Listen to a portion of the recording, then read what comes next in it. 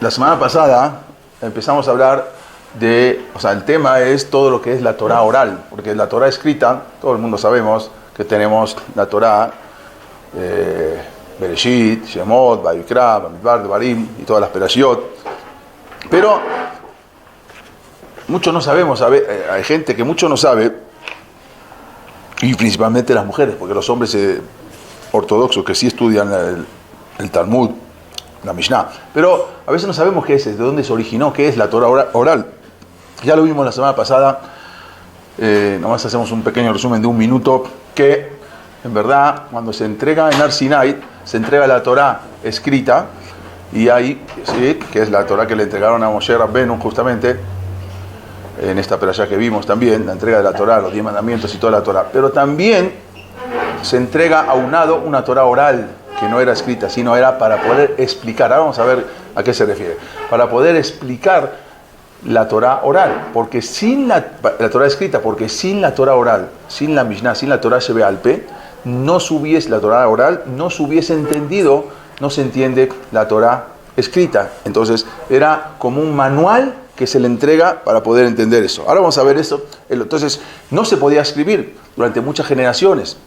Incluso no había, como hoy tenemos Shishá, Sidre, Mishnah, 6 tomos de una Mishnah, sino había Sheshmeot, 600 tomos de Mishnah, no 6. Nosotros hoy tenemos 6, Shishá, Sidre, Mishnah, pero en ese momento había 600 Shishá, Sidre, Mishnah. Abraham vino, todavía no había la Torah, pero Abraham vino en la Gemara cuenta que tenía más de 500 Perakim de Masejet Avodah Zarah, de lo que era el tomo de Avodah Zarah, porque Abraham vino en esa época, era todo puro idolatría. Entonces, se entregaron casi 600 tomos de lo que era la Torah oral para explicar la Torah escrita. Con el tiempo se fueron perdiendo, se fueron olvidando. Después de las redifot, las persecuciones, ya hubo persecuciones, si vamos a ver, hubo persecuciones primero de los babilonios, que mandaron al exilio al pueblo judío, lo mandaron a Babel, con Nebuchadnezzar, con el rey Nabucodonosor. Después volvieron. Después hubo persecuciones de los griegos, cuando llegaron los griegos, los helenistas, en el año 34, que es de la inauguración del segundo templo, el segundo Bet HaMikdash, y ahí también fue una persecución tremenda de los griegos. Entonces todo eso hizo que la gente se vaya olvidando. O sea, no es que uno puede estar tranquilo en su casa, en su yeshivá, en su academia estudiando, sino que eran persecuciones, y todo esto hace que se pueda conservar lo que está escrito, pero lo que es oral, lo que es de memoria, se iban olvidando. Y luego viene también la destrucción de los romanos, que llegan a Eretz Israel, después de los griegos, y la persecución romana, y toda la dominación romana, y la destrucción del segundo templo, segundo Bet HaMikdash. Todo eso se fue perdiendo hasta que llegó uno de los Nesim, de la casa de los príncipes, que eran los dirigentes, líderes del pueblo de Israel, Rebbi, o se decía, Rebbi era el nombre, como el título que le decían, o Rebbi Udá Nasí, Rebbi Udá se llamaba el príncipe, o Rabbenu Akadosh, que le decían Rabbenu el sagrado. Entonces él se dio cuenta que esto, justo en ese momento, había un momento de paz, porque él era muy amigo de un emperador, Antoninos, que era Marco Aurelio Antoninos. Y entonces era muy amigo de él y estudiaban juntos, hablamos la semana pasada, cómo secretamente estudiaban. Entonces ellos se dio cuenta que era un momento de paz. Y ese momento de paz, de tranquilidad, tenía que aprovecharlo. Porque sabía que después de este emperador, quién sabe otra vez los romanos qué va a pasar, como que pasó después. Entonces no van a poder. Entonces si no lo hace él ahora, en este momento, en este momento hay un pasú que dice, un versículo, que es el momento para hacer algo por Dios en este momento, aún cancelando algo que está escrito en la Torah, que no se podía escribir esa Torah oral. Ya explicamos por qué. ¿Cuánto tiempo duró este tiempo de paz? El tiempo de paz, ahora, justamente todavía estamos ahora vamos a hablar de eso. Fueron 5 emperadores. Incluso en la historia romana, si ustedes van a pongan los 5 emperadores buenos. Así se llamaron en Roma. Los 5 emperadores buenos. Después de Vespasiano, que fue el papá de Titus, que destruyó el Bet HaMikdash. Después de Titus vino su hermano Domiciano, que era peor que él, que puso el Fideus, se llama un impuesto muy grande sobre el pueblo judío. Después de Domiciano vino otro emperador que era de origen español, Trajano, que fue que hasta ahora está el arco de Trajano y está el obelisco de Trajano en Roma. Después vino Adriano, que todos estos emperadores eran muy malos con el pueblo judío. Y cuando muere después Adriano, sube ya a partir de ahora los 5 emperadores buenos.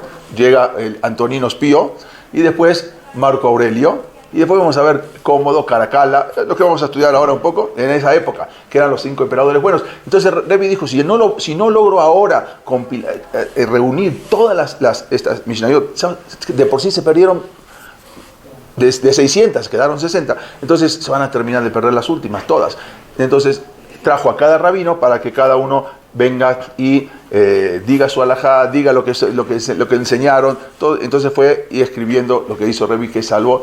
Entonces eso es la Torah oral, que hoy en día se conoce como la Mishnah y el Talmud. Hablamos de las pasadas. ¿Cómo? Rabbi Yehuda nací. Rabbi Yehuda era descendiente de Hillel, y la saqué de su generación de los Nesiim. Durante más de 1000 años, desde los días de Moshe Rabbenu, hasta los días de Rabbi Yehuda Nasi, que estamos hablando más de 1000 años, Rabbi Yehuda Nasi, estamos hablando en el año 190 aproximadamente de la era común, de esta era. Nadie había compuesto un texto escrito con el propósito de enseñar la ley oral en público. Sí había, la gente escuchaba, sí, pero era para particular. Los jajamim escuchaban, anotaban cosas particulares, pero no para dejarlo plasmado y enseñar en público, ¿sí? Entonces sí había escritos, pero esos escritos eran particulares. En cambio, en cada generación, el jefe del Sanedrín, o sea, en las generaciones anteriores, o el Nabí, el profeta de esa generación, siempre tomaban notas de lo que habían estudiado para sí mismo y las enseñaban, de las enseñanzas que ellos habían recibido de sus maestros, y ellos la enseñaban, ¿qué tal? Oralmente. Y hasta ese momento había anotaciones particulares y las iban diciendo, pero nada escrito para poder enseñar. Como dijimos, con el surgimiento del imperio griego, que dominaron sobre Judea, sobre Israel, y después el imperio romano, la persecución que había de los judíos durante el segundo templo, segundo Bet Hamikdash, cada vez se hizo más difícil aprender, cada vez se hizo más difícil transmitir esa Torah oral, que ahora vamos a ver para qué servía. Además, durante esa época, entonces hubo muchas disputas, muchas divergencias, porque, a ver, yo había estudiado así, no, a mí mi maestro me enseñó así, no, pues tú estás equivocado, y empezaban los mahloket, empezaban las discusiones. Shammai, Hillel, los alumnos, ahí empezaron, los alumnos, Hillel y Shammai solamente discutieron en 3 cosas, pero los alumnos, ahí cada uno interpretaba de su maestro, entonces ahí salió todas las discusiones. Entonces se empezaron a aumentar, y también debido al decreto contra el estudio de la Torah, había muchas alajot, muchas leyes que quedaron sin resolver, porque ya no pudieron llegar al término. Todo eso requeriría de paz, de tranquilidad. Entonces, ahí fue donde aprovechó Rabbi Yehuda Nasi y escribió. Eso era la época de los Tanaim, ya estudiamos la semana pasada. Tanaim eran los estudiosos, los que iban estudiando. Pero los sabios del periodo talmúdico, que era cuando se muere en el año 217 o 219, fallece Rabbi Yehuda Nasi, se acabó, terminó la época de los Tanaim, que eran los que habían plasmado, los jajamim que habían cada uno dictado y él había escrito. Entonces ya termina esa época y empieza año 217. Empieza una época que se llamó la época de los Emoraim. ¿Qué es Emoraim? Emoraim, ellos son los que continuaron estudiando, esclareciendo y desarrollando unos propios conocimientos. O sea, ya empieza a analizar todo lo que había escrito Rabbi Yehuda. Todo lo que había escrito Rabbi Yehuda Nasi en las Mishnayot, como era muy escueto, era muy conciso. Entonces ahora viene el Talmud, que de una Mishnah, vamos a decir, de 4 o 5 renglones, como ven acá. Bueno, acá no se puede, una Mishnah, el Talmud es inmenso, pueden hablar hojas y hojas de 4 o 5 renglones para entender lo que quiso decir el Rabbi Yehuda Nasi y lo que escribió en la Mishnah. Cuando muere Rabbi Yehuda Nasi, se intensificaron otra vez, después de que muere Rabbi Yehuda Nasi, se empiezan a intensificar otra vez las persecuciones contra los judíos que vivían en Israel. Entonces, sabíamos que también había judíos, muchos judíos que vivían en Babel, desde la época de Hashverosh, de la época del Nes de Purim, que algunos volvieron, y no todos, pero no todos. Pero muchos vivían en Babel. Babel era Irak, lo que hoy se conoce como Irak. Y ahí era abierto, ahí sí los dejaban, tenían derechos los judíos abiertamente. Entonces había una migración que incluyó a los principales rabinos de la época, incluyendo alumnos de Rabbi. Cuando murió Rabbi Yehuda Hanassi, los alumnos uno era Rabbi Abba Arijá, era muy alto, le decían el alto, era más conocido como Rab. Acuérdense, este se llamaba Rab, es uno de los grandes Jajamim, solamente con el título de Rab. Uno de los principales alumnos de Rabbi Yehuda Hanassi. Otro de los sabios también de Rabbi Yehuda Hanassi tenía Shemuel. Shemuel incluso era el doctor de Rabbi Yehuda Hanassi. Era un joven, pero era doctor.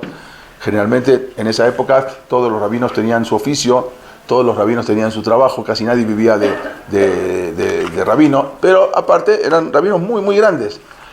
Y así fueron durante un tiempo las grandes academias, las yeshivot de aprendizaje, tanto en Babilonia como en Israel, que iban viajando regularmente de un lado para otro, los jajamim, a ver qué escuchaban acá, a ver qué enseñaban acá, iban para allá y transmitían entre Babel y Israel. Acuérdense que prácticamente el judaísmo en el mundo era Babel, Israel. Había algunos por acá, pero todavía no se habían dispersado. Se habían dispersado hacia Babel, había algunos en España, pero lo fuerte era en el imperio, había algunos en el imperio romano, que era todo el imperio romano, era todo prácticamente Europa, pero lo fuerte era Babel, Israel, ahí estaba la base de la Torá. El Talmud es una colección de escritos que cubre toda la gama de las halajot. Todas las leyes están en el Talmud, y ahí fue recopilado, y vamos a ver que fue editado después entre los siglos III y el siglo VI. O sea, el Talmud empezó a escribirse a partir del año 200, empezó a estudiarse para luego escribirse a partir del año 250 y se terminó de escribir, vamos a ver, en el año 500. Justamente en el año 499 de esta era, ahí fue cuando se termina de escribir el Talmud. Pero vamos a ver qué sucedió. Talmud en hebreo significa aprendizaje, como el Talmud Torah, ¿no? Eso es Talmud.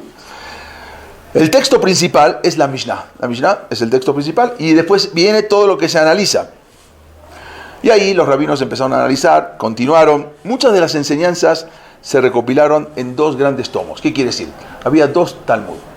Un Talmud se recopiló en Jerusalén, en Israel. No en Jerusalén, porque Jerusalén no existía, era Aelia Capitolina, ya Adriano le había cambiado el nombre. Pero en Israel se llamaba. Entonces había un rabino que empezó a escribir todas las explicaciones de la Mishnah y se llamó Talmud Yerushalmi, el Talmud de Jerusalén, que contiene también las enseñanzas de los rabinos de la tierra de Israel. Pero había otro Talmud, que es el que se utiliza, es el Talmud Babli, el Talmud de Babel. Es el que se estudia hoy en día en todas las academias, en todas las yeshivot. Vamos a ver por qué. Estas dos obras, escritas en dialecto arameo, porque fueron escritas en arameo, eran diferentes. El arameo era el idioma que todo el mundo hablaba en ese momento, que se hablaba en Oriente en ese momento, en toda esa área, pero había un arameo diferente. En Israel era un arameo diferente, occidental, y el otro oriental, pero es un arameo que los dos están escritos en arameo.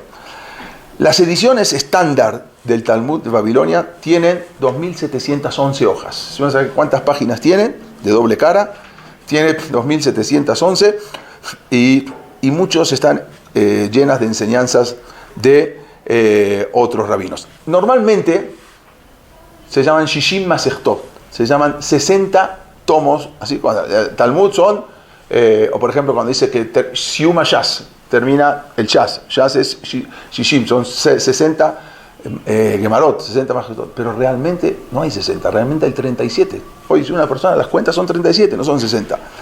De esos 60 se perdieron 23 tratados que nunca más, antes no era imprenta, eran escritos y para copiar otro escrito había que escribirlo, transcribirlo, no era que lo meto en una fotocopiadora y sale, era muy difícil. Bueno, eran 23 de esos 60 se perdieron. Hoy en día solamente tenemos tenemos 37, y incluso ya habíamos contado que se perdieron también, de 600 tratados de Mishnah quedaron 60, y de 60 quedaron 37. O sea, imaginemos todo lo que se perdió de todo lo que había de todos esos tratados.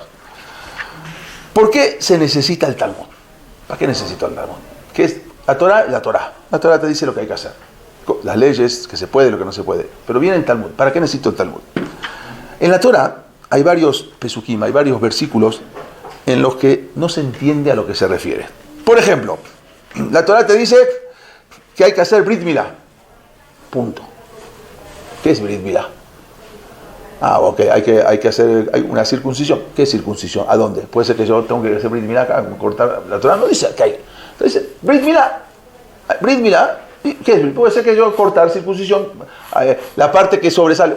Acá está, corto esto. O, entonces, la Torah te dice que hay que ponerse el tefilín, ¿no? La Torah te dice, Uxartam, leota, le vas a amarrar el tefilín en tu brazo, en tu cabeza. ¿Qué es tefilín? ¿Qué es tefilín? La Torah te dice, vas a amarrar el tefilín. Espérate, primero explícame, ¿qué es tefilín? La Torah no te dice que es un tefilín. La Torah te dice que es un cubo, negro, que tiene pelashiyot adentro y que tiene que tener unas resuot, unas cuerdas para amarrar y todas las cosas. La Torah te dice, te vas a poner el tefilín en tu mano y en tu cabeza. Ok. ¿Pero qué es tefilín? Si no tengo la Torah oral, yo no sé lo que es tefilín. Si yo no tengo la Torah oral, yo no sé a dónde se cortan en Brit Milá. O sea, la Torah solamente te dice cosas, pero no te dice dónde. Entonces, en el momento que se entrega la Torah escrita, se entrega la Torah oral. Para que tú sepas, la Torah te dice que en Sukkot tienes que agarrar 4 especies. Ok, 4 especies ¿de qué? ¿De qué? Lulá, betrova, decir, pero ¿cuál es el betrova? ¿Y qué tengo que hacer con la cual? ¿Tengo que agarrar y ya, nada más? ¿Qué tengo que hacer? Entonces, la Torah te dice, tienes que hacer una azúcar. ¿Sí? ¿Qué es una azúcar? Entonces, hay muchas cosas. La Torah solamente te dice, tiene que venir todo el Talmud, toda la misión del Talmud, para enseñarte dónde se hace Brit Milá, cómo se hace un Brit Milá, cómo se pone el tefilín, todas las cosas que la Torah no te lo dice. Lo mismo se aplica así para los demás mandamientos, las demás misbot. Se dan más detalles en la Torah escrita para algunos mandamientos que para otros, pero en general no hay información en la Torah de cómo se deben hacer las cosas. Nada más te dice, tienes que hacer esto. ¿Cómo? No, ya, eso está toda la Torah oral que te viene a enseñar. Entonces, por eso se necesita. Entonces, ahí es donde entra lo que es la Torah oral, que se entregó junto con la Torah escrita, solamente oral, para que vayan explicando los jajamim y haya más apertura. No es algo escueto, no es algo que ya lo que está escrito. Por eso no se escribió, porque iban aumentando de acuerdo también a las generaciones. La Torah oral es un manual, es una guía para la Torah escrita. Con ella podemos comprender lo que significa la Torah, los detalles, las diversas misbot que nos ordena la Torah. Pero la misma Torah te ordena que no te apartes de lo que te digan los jajamim. Dice, Lo tasur min adabar asher yagidu lejai yamim musmol. No te apartes de lo que te digan los rabinos, entendidos, ni a la derecha ni a la izquierda. Y las tradiciones, como dijimos, sabemos que de la Torah oral fueron transmitidas de Moshe a Yoshua, y de Yoshua a los Ekenim, a los ancianos, y los ancianos a los Anshe Knesset Gedolá, a los grandes rabinos, los 120 rabinos que eran los del Sanedrín. Y después ahí se fueron transmitiendo hasta que, como dijimos, Rabbi Yehuda Nasi la escribió en la Mishnah, y después salió lo que conocemos como el Talmud Yerushalmi, que es que vamos a hablar de eso, y el Talmud Babli, que son 2, que este es el que se estudia normalmente. El otro Yerushalmi generalmente no se estudia. Ahora vamos a ver todo eso. Pero ¿qué pasaba? Estamos hablando ahora, ya en la época todavía, era una época buena, estamos hablando más o menos en el año 211, de 211 de esta época. Estos son el Talmud que dijimos que tiene 2711 hojas, que se estila en muchos lugares estudiar una hoja por día, se llama Daf Yomi, que se termina en 7 años y medio. O sea, si uno estudia una hoja por día, hay tratados muy fáciles, hay tratados muy difíciles, pero estudiando una hoja por día en 7 años y medio se termina. Eso lo había puesto el rabino Meir Shapiro. Bueno, en el año 211 accede como emperador, también un emperador bueno, después de que muere Marco Aurelio, se llama el emperador, bueno, ya sabemos que, bueno, había fallecido el emperador Antonino, fue el primero de los buenos. Después llegó el César Marco Aurelio, que era el amigo de la viuda Nasí, como dijimos, acá se pudo escribir la Mishnah. Y luego sigue el emperador, el César Caracalla. Así se llama, no tiene cara de bueno, pero era muy bueno. Este restablece a los judíos todos los derechos, a su vez les da libertad ilimitada para poder llevar a cabo todo su cumplimiento de la Torah y la Mitzvot. Hasta ese momento Adriano no dejaba estudiar Torah, no dejaba Brit Milá, no dejaba muchas cosas. Y Trajano, todos los emperadores, aunque después hubo una apertura, pero este también fue muy, muy bueno este emperador. Pero después sigue en el año 222, asume otro emperador en Roma, que se llamó Alejandro Severo, que aunque su apellido aparentemente se ve que era muy severo, pero no, al contrario, él promueve la amistad del pueblo romano con el pueblo judío, e incluso en su propio palacio en Roma, en lo que hoy se conoce como el Foro Romano. Si alguna vez fueron a Roma, caminaron por el Foro Romano, está el palacio de él, pero ya no está el cartel. En la puerta de entrada de su palacio escribió, Mandesanach leminach alta asel jaberaj. Lo que odias para ti mismo, no se lo hagas a tu compañero. Eso es un dicho del Pirkei Avot, de Hillel HaZaken. Él lo escribió en la puerta de su casa. Lo que le odias a tu compañero, lo que odias para ti mismo, no se lo hagas a tu compañero. Aunque la mayoría de los jajamim ya vivían en Babel, ya se habían ido a Babel, a Babilonia, ¿sí? Todavía quedaba una considerable comunidad judía en Israel. Mientras tanto, los centros de aprendizaje, las yeshivot en Babilonia, continuaban floreciendo. ¿Por qué? Porque los gobernantes de babilonios habían sido muy buenos con los judíos y les daban apertura, una gran apertura. Y más adelante, después vamos a ver, hasta en el año 300, en el año 4152, que es el año 392 de la era común, un rabino que se llamaba Rabashi, junto con su alumno y compañero de estudio, se llamaba Rabina, emprendieron la edición de lo que se convertiría en lo que es el Talmud Babli, Talmud de Babilonia.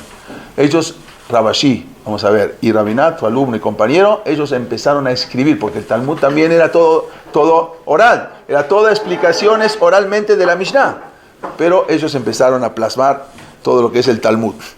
Incluso se encontró hace unos años una piedra tallada de la yeshiva de Babel, algo impresionante, está en un museo, está en Irak. Es una piedra tallada de cómo estudiaban y cómo llegaban a las academias los alumnos. Acá la van a ver, ahora se las voy a mostrar un poquito mejor. Rabashé cómo enseñaba y cómo tenía su meturgemán. Meturgemán era el traductor. Y todos los alumnos ahora van a ver arriba, abajo, ahora van a entender un poquito mejor. En un museo en Irak, que está inaccesible. Bueno, ¿Qué Talmud es Babli? el Talmud Babli. Esto es en Babel. Babel es Irak. Vamos a ver. El rabino principal, pero dijimos que en la tierra de Israel todavía quedaban judíos, quedaban comunidad. El rabino principal en la tierra de Israel en ese momento era Rabbi Yohanan. Rabbi Yohanan, que había fallecido en el año 259.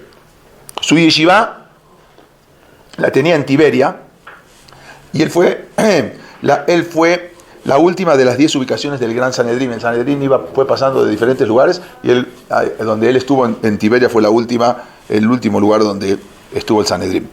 La Gemara describe a este jajam, Rabbi Yohanan, algo así porque es importante. Él dice, este Rabbi Yohanan era una belleza impresionante. No tenía barba, porque no le crecía barba, pero así cuentan la Gemara en el Talmud Baba Mesia, en la página 84. Él era, lamentablemente, pero su vida personal fue trágica, ya que sus 10 hijos varones habían fallecido.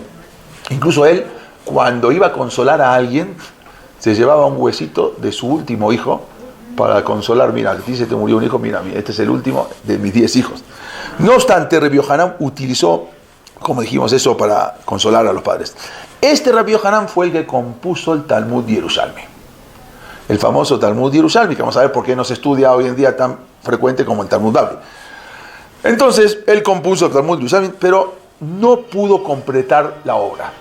Por eso no se estudia, porque nunca se pudo completar como el Talmud Babli. ¿Por qué no se pudo completar?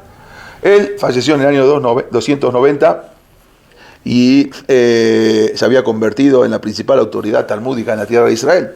Pero en ese momento subió también un emperador que se llamó Galus, que este emperador fue ya cuando atacó y devastó a la tierra de Israel. O sea, ya terminó prácticamente esos 5 emperadores buenos, y este emperador que se llama Galus, él en el año 351, que en el año 4111, él atacó, devastó la tierra de Israel, porque él escribió el Talmud, pero sus alumnos seguían escribiendo, no se pudo completar, y puso muchos decretos antijudíos este emperador. Entonces se tuvo que terminar de escribir, o sea, no se terminó de escribir el Talmud de Yerushalmi y se quedó incompleto, perdón, sí.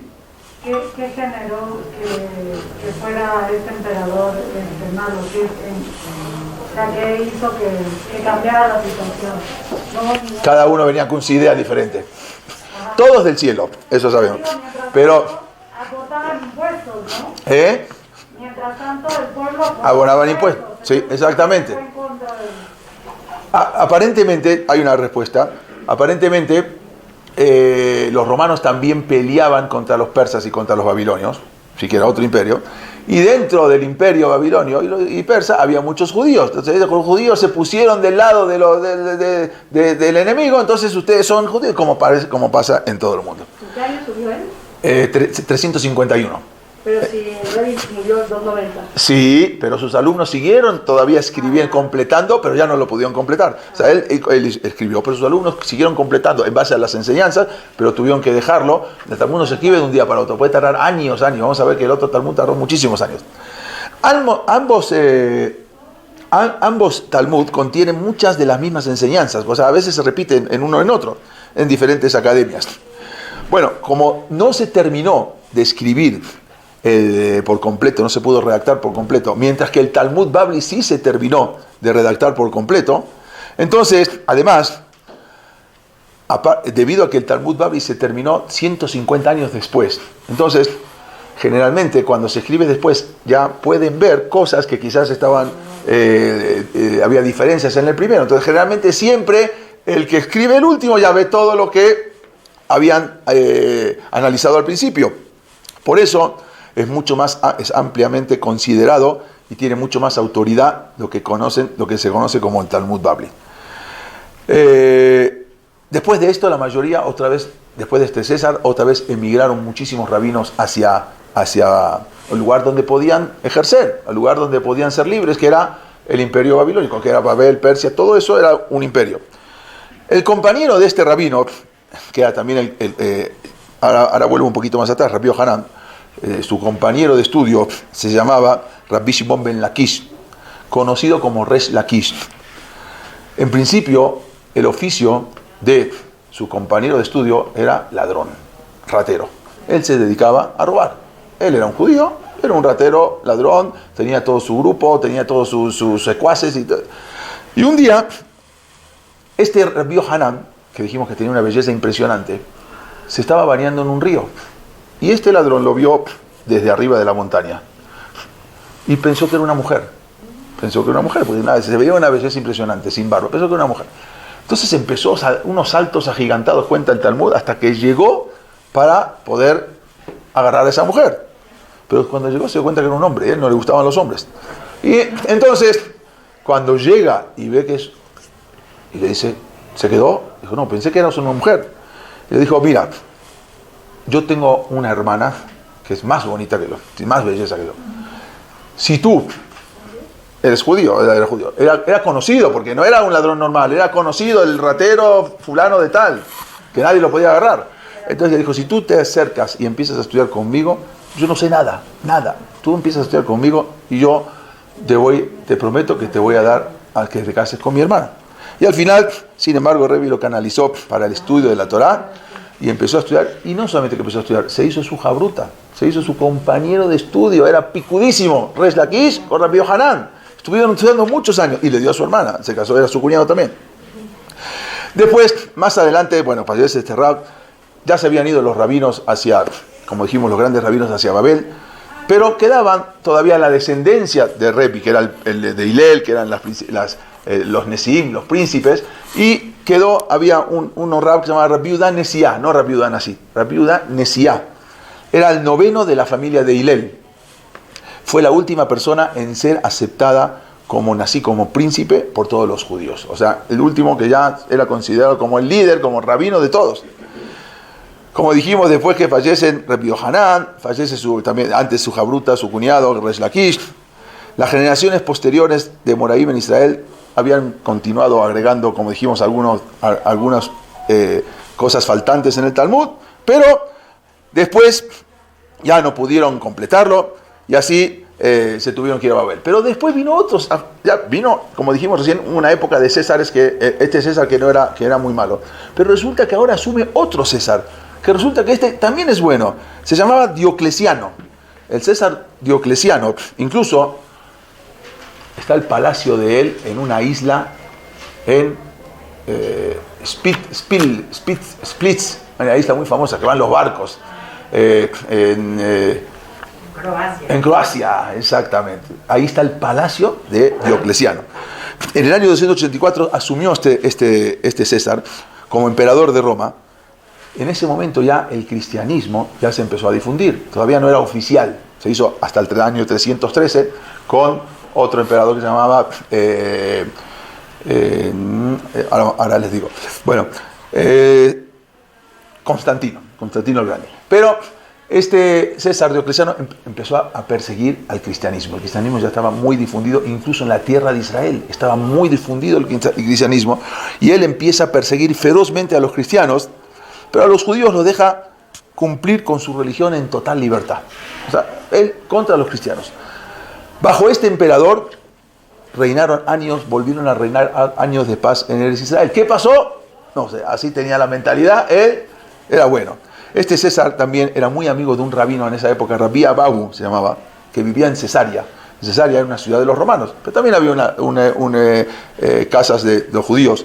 En esa época el cristianismo empezaba a crecer, empezaba a expandirse tremendamente entre la población, que con la política de ganar más adeptos a una nueva religión, algún día vamos a hacer una clase de puro cristianismo, cómo salió, cómo surgió, cómo se... Okay. Pero ellos querían ganar adeptos a una nueva religión, eran paganos que los tenían que acercar, entonces daban muchas facilidades para seguir conservando varias de sus costumbres paganas, por ejemplo, todo lo que es la Navidad, todo lo que era las Saturnalias, son fiestas paganas que se transformaron entonces les abrían las puertas a los paganos para que puedan venir y convertirse. No, pero mira, ¿cómo me voy a convertir? Si me toca hacer Brit Milá, no hace falta Brit Milá. Ser circuncidado de corazón ya es bueno, pero tengo que cumplir el sábado, es muy difícil. No hace falta cumplir el sábado, tranquilo, puedes hacer las cosas tranquilamente. Bueno, pero tengo que comer comida kosher, es muy difícil. Entonces les abrían todas las oportunidades para que ganar adeptos.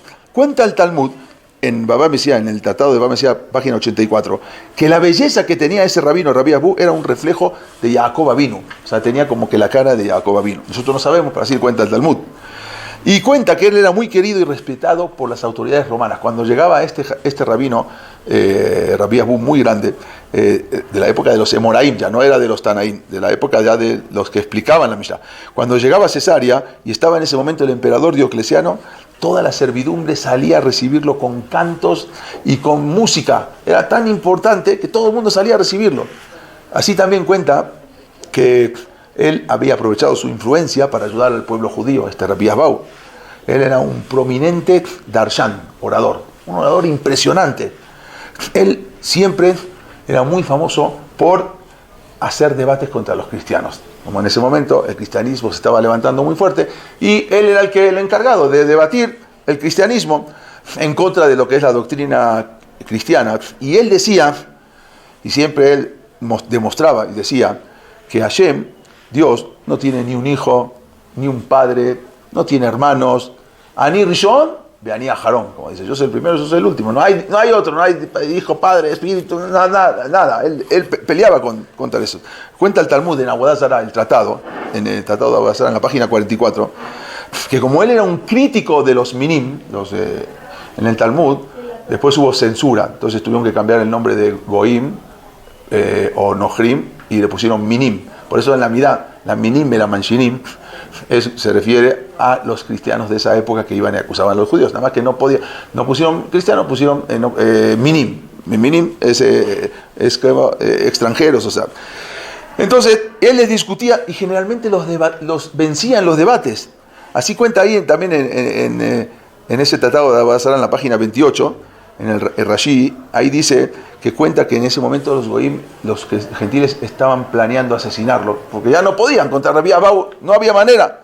Al final él se salvó que lo maten, no lo mataron. Este César Diocleciano, que era muy amigo de él, en el año 305, después de haber gobernado 20 años, abandona el poder y se fue a una mansión que se había construido ahí en la isla, en Croacia, en Split, que hasta hoy en día se puede visitar, es un lugar de paseo, y ahí se fue, abdicó. Pero ahora, en el año 306, el 25 de julio de 306, asume un nuevo emperador que se llamaba Constantino.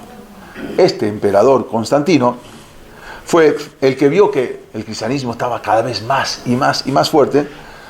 Entonces, él, mediante un edicto, se llamaba el Edicto de Milán, Constantino legalizó la religión cristiana para Roma. Roma, hasta ese momento, el Imperio Romano era pagano. ¿Qué es pagano? Pagano quiere decir que tienen todos los dioses habidos y por haber. Bueno, se dieron cuenta que no tenía sentido, se dieron cuenta que ya el mundo había cambiado, no tenía sentido, no estábamos todavía en la época prehistórica. Entonces había que tener un dios. Los judíos, muchos también se convertían al judaísmo. Nerón, como dijimos, su nieto fue Rabbi Meir Balanés. Jajamín muy grandes se iban convirtiendo, pero los perseguían. Unkelos Aguer, que era era el sobrino de Adriano, del César Adriano, que se convirtió. Entonces necesitaban ver, pero bueno, entonces necesitaban ser de un solo Dios. Entonces, monoteístas. O el judaísmo, todavía no había nacido el islamismo, o el judaísmo o el cristianismo. Entonces, legalizó, mediante un edicto de Milán, entonces legalizó la religión cristiana, y en el año 323, el emperador romano Constantino, que en Roma todavía está el arco de Constantino, él declaró en un concilio, se llama el Concilio de Nicea, a la cristiandad como la religión oficial del Imperio Romano. No todos aceptaron, pero de a poco se fueron convirtiendo. Empezó un país, empezó Roma, después siguieron los alemanes, más adelante los franceses, más adelante los españoles. Se fueron adaptando a eso, pero ellos no eran cristianos. Sí. ¿Hace cuánto tiempo había muerto Yeshua? No, ya estamos hablando hace 230 años, 250 años. Ya. No, más todavía, casi 270 años.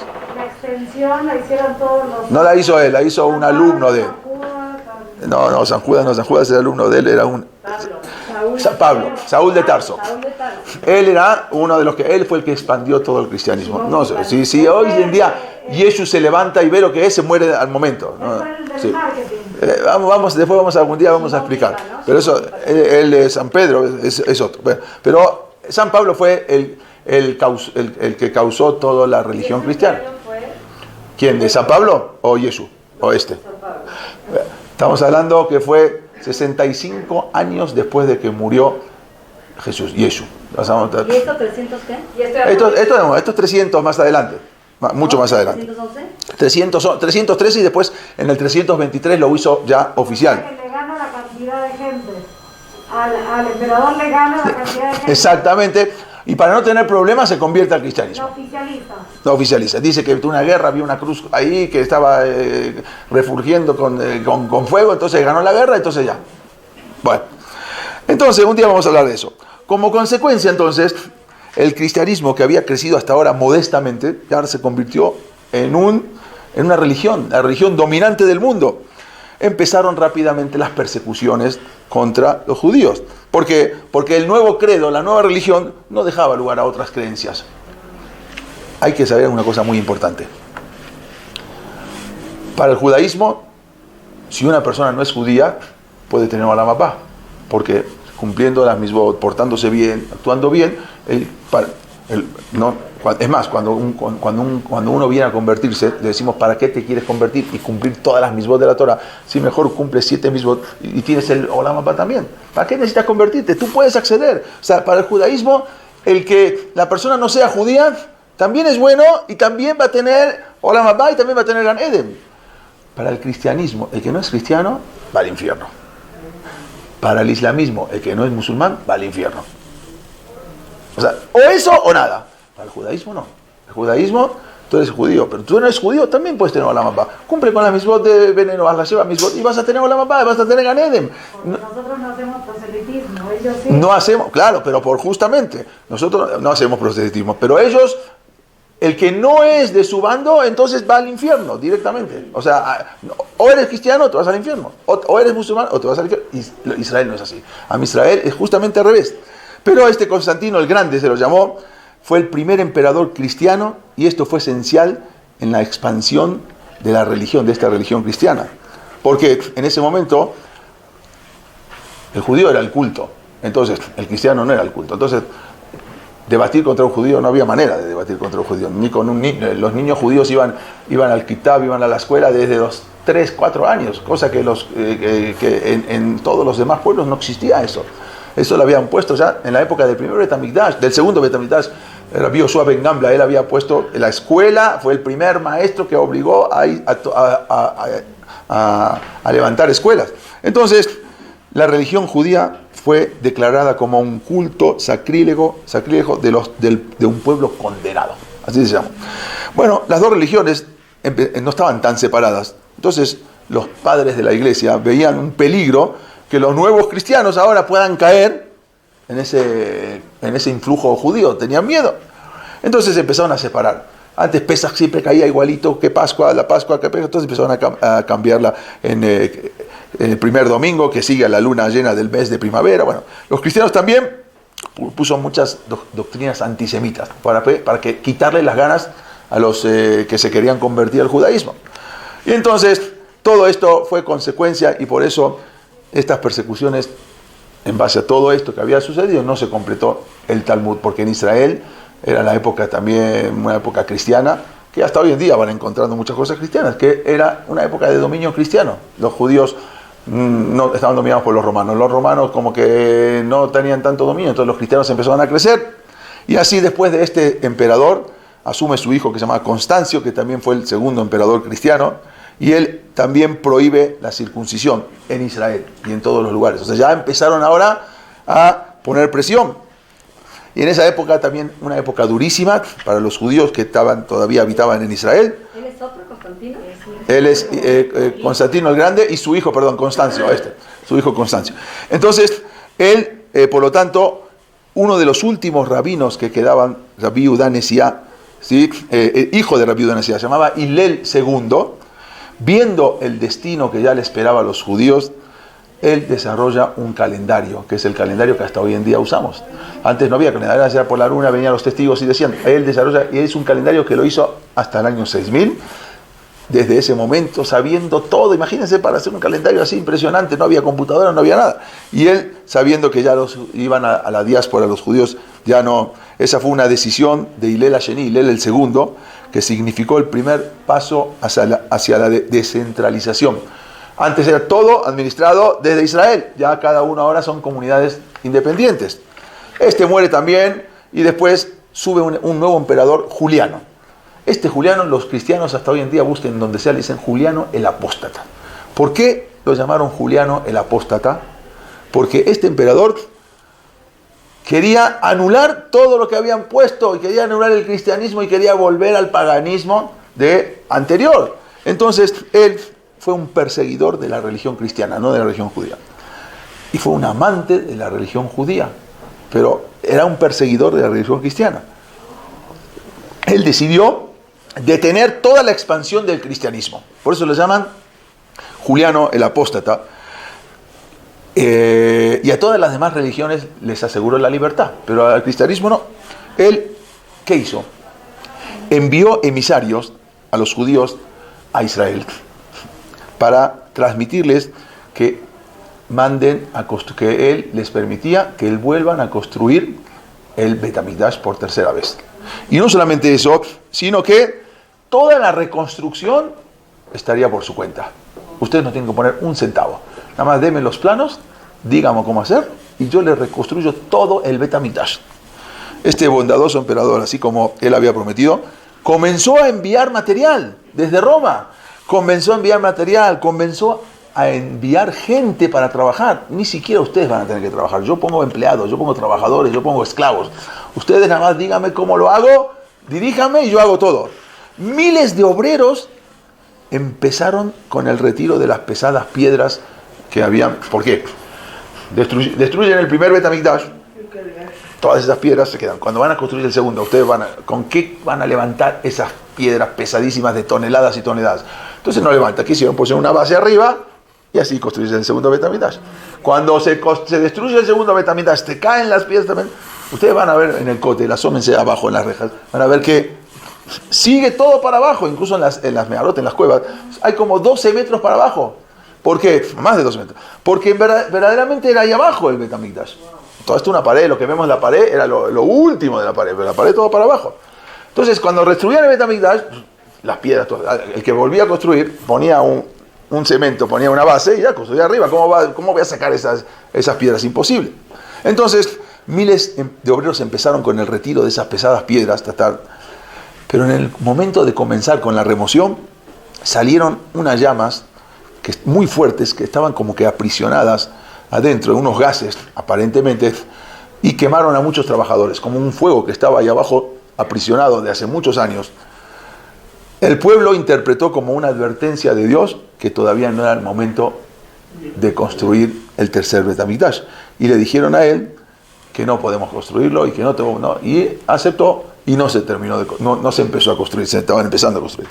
Bueno, a los pocos años era un emperador muy bueno, pero fue asesinado por un propio soldado en el año 363. Después asumen ya los emperadores otra vez. Teodosio, que era un emperador malo, pusieron muchos decretos contra el pueblo judío, y así en el año 476 cae Roma, se acabó el imperio romano, ya fueron atacados por los vándalos. Incluso en esta foto que ven acá, vean cómo se están robando la menorá que tenían los romanos en el tiempo de Titus, se la llevan los vándalos. Hay quien no saben hacia dónde, si la fundieron, hay quien dice que se cayó en el río Tíber y ahí se quedó, hay quien dice que se la llevaron, desapareció, la fundieron y nunca más se supo dónde está la menorá.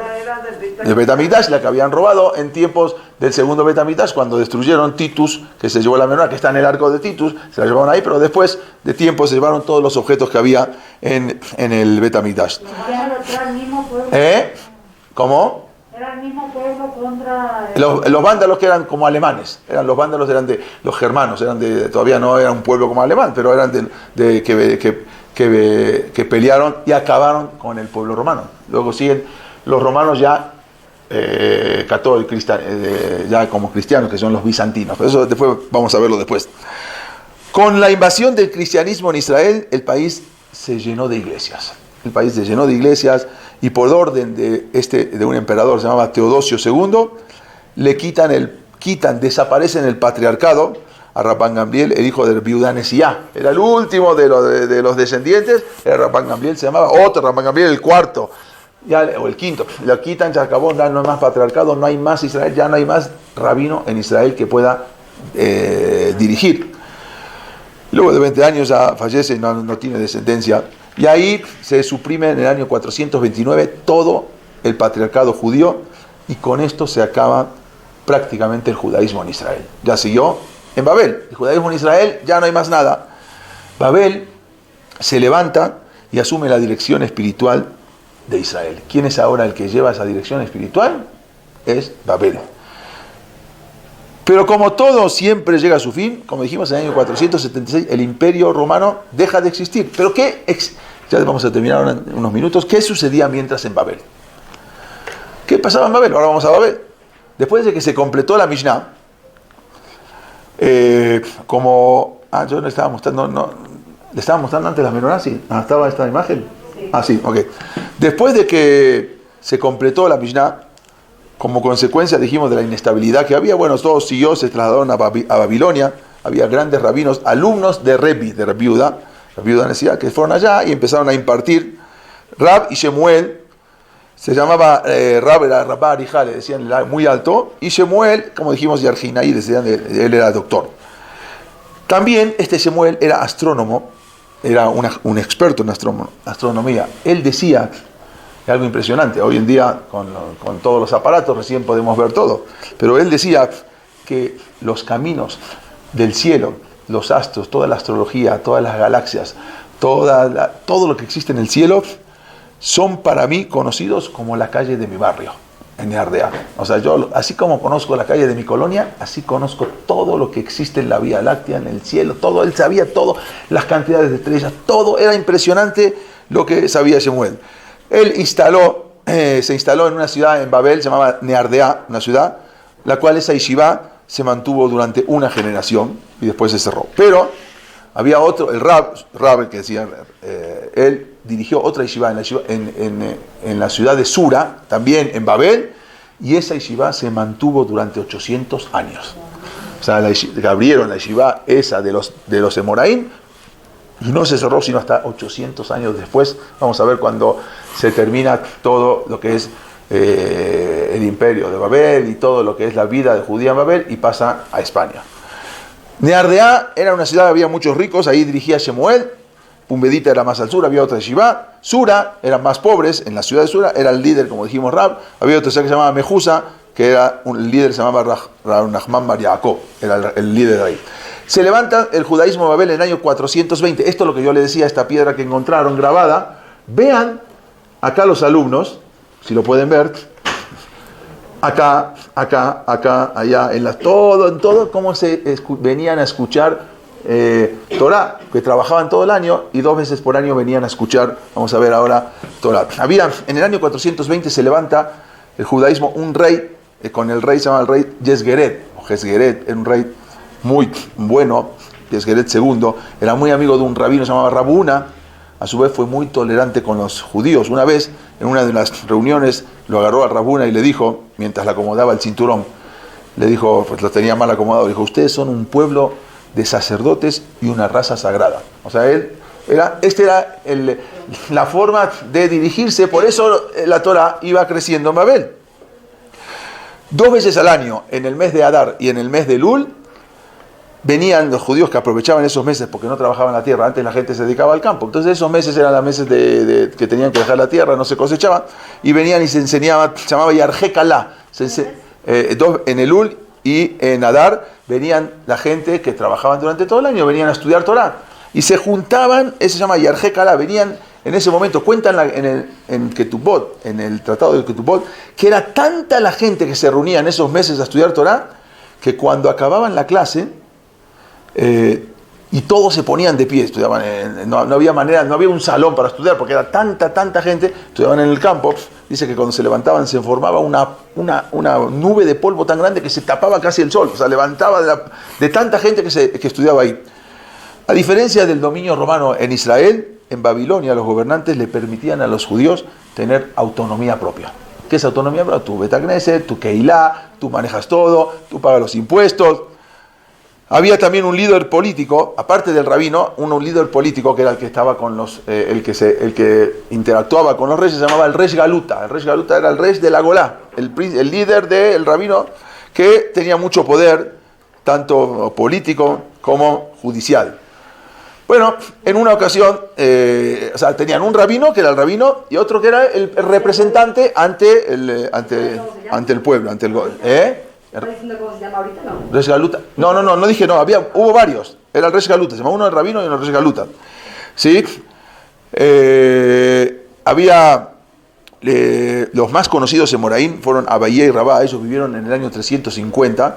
Desde la época, todavía el dominio en Israel se acabó justamente con estos jajamín grandes, Abayé y Rabá, que ya a partir de ahí empieza toda la Torah. El centro de la Torah del mundo, donde salían todas las leyes y donde decían qué se podía, donde mandaban a preguntar, rabino, ¿qué tengo que hacer? Era Babel. Ahí Babilonia era lo que era Irak.